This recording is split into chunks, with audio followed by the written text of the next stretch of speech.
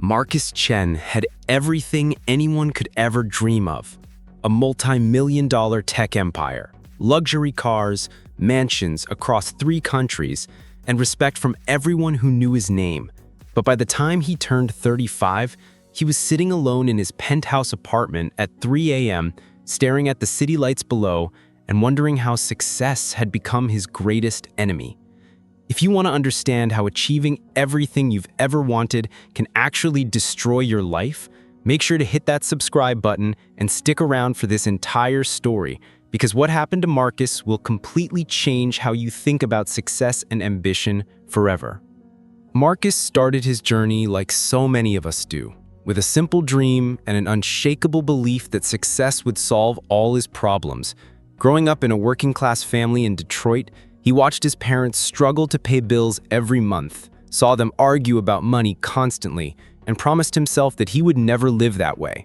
At 18, he moved to Silicon Valley with nothing but a laptop, $200, and a revolutionary idea for a social media platform that would connect freelancers with businesses in ways no one had ever imagined. For the first 3 years, Marcus lived on instant noodles and slept on friends' couches, coding 18 hours a day, pitching his idea to anyone who would listen, getting rejected by dozens of investors who told him his concept would never work. But Marcus refused to give up, driven by an obsession that bordered on madness, fueled by the memory of his parents' financial struggles and a burning desire to prove everyone wrong. Then, everything changed when TechCrunch featured his platform in a major article, calling it the future of freelance work. Within 6 months, venture capitalists were throwing money at him, users were signing up by the thousands daily, and major corporations were begging to integrate his technology into their systems. By age 28, Marcus was worth $50 million. His company was valued at $500 million, and he was being invited to speak at conferences around the world. The media called him a visionary, Forbes put him on their cover, and suddenly everyone wanted to be his friend. Marcus thought he had finally made it, that all his sacrifices had paid off, that success would bring him the happiness and peace he had always craved. But success, as Marcus would soon discover, came with a price tag he never anticipated. As his company grew bigger, the pressure became suffocating. Every decision affected thousands of employees and millions of users. Every mistake could cost millions of dollars. Every public appearance was scrutinized by the media and investors who expected perfection. Marcus started working 20-hour days, not because he had to, but because the fear of failure consumed him completely. He hired the best assistants, bought the most expensive productivity tools, attended every networking event, but nothing could quiet the voice in his head that whispered he wasn't good enough, that he was just one mistake away from losing everything. The relationships in his life began crumbling like ancient paper. His college girlfriend Sarah, who had supported him through the early struggling years, felt like she was dating a stranger who cared more about stock prices than their conversations. His childhood friends stopped inviting him to gatherings because he always canceled at the last minute for work emergencies. And when he did show up, all he could talk about were business deals and market trends. His parents, who had once been his biggest supporters, now saw him only during brief holiday visits, where he spent most of the time on phone calls with international clients.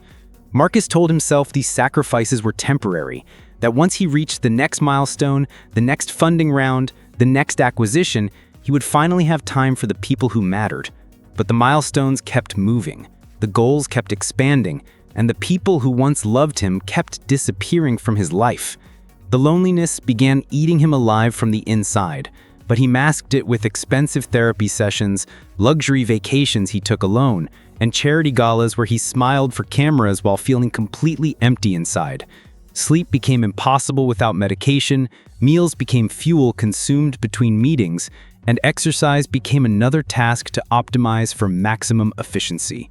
Marcus realized he had become a machine designed for success, but somewhere along the way, he had stopped being human.